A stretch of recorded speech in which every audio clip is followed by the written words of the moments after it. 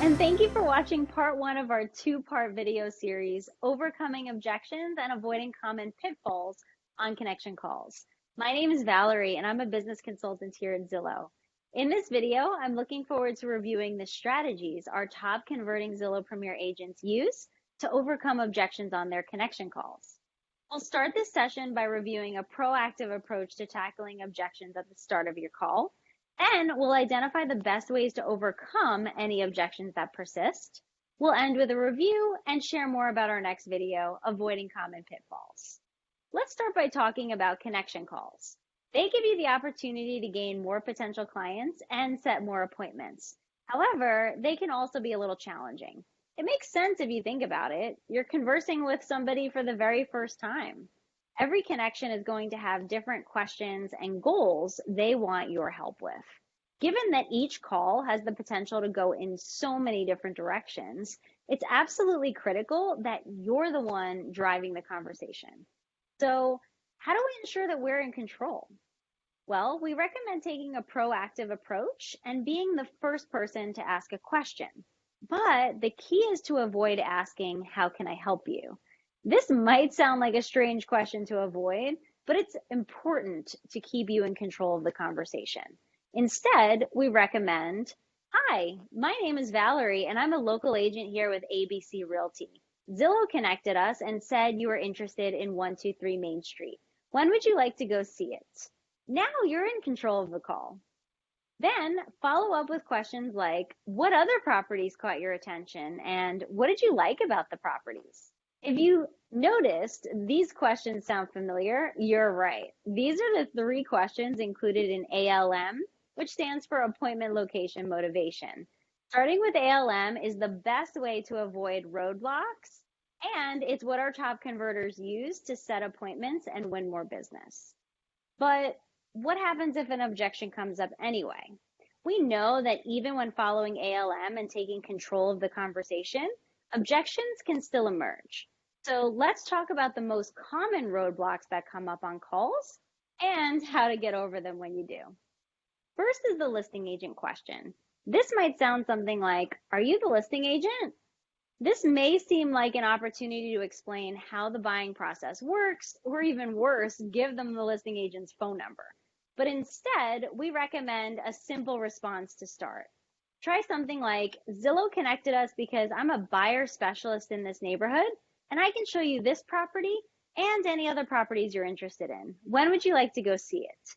This way, you're avoiding sounding too defensive. Show confidence and remain in control of the call. The next roadblock that can pop up is when a connection call turns out to be a renter.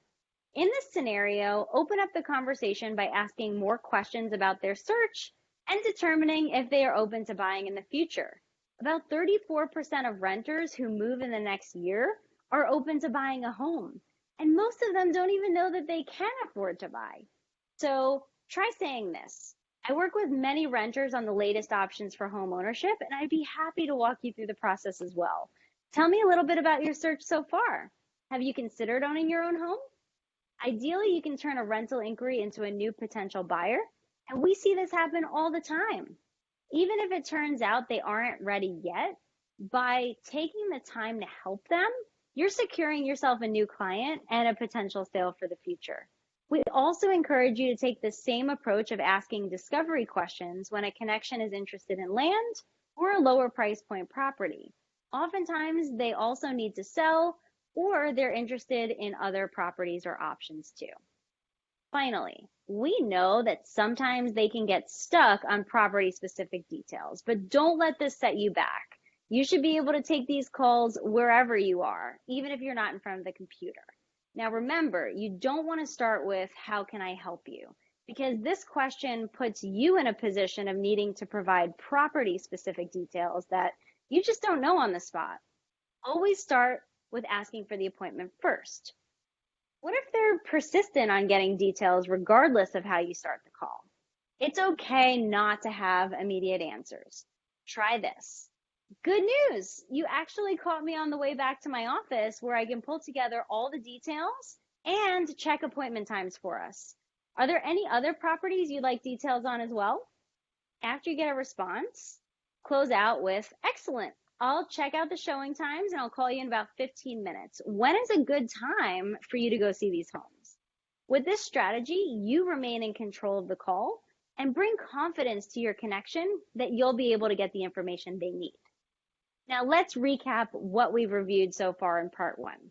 First, the most important thing you can do to avoid objections is to control the conversation by asking for the appointment first. If you run into the listing agent question, keep your response simple, avoid over-explaining yourself or the home buying process, and ask for the appointment. If you're talking to a renter, aim to learn more about their home buying goals and offer to discover where they stand in the home buying process. And finally, if they're persistent with property-specific questions, let them know you'll get back to them quickly with details, ask what other properties they're interested in, and their preferred showing time. Thank you for watching, and I hope you'll join me on my next video, Avoiding Common Pitfalls. Thanks, and I hope you have a great rest of your day.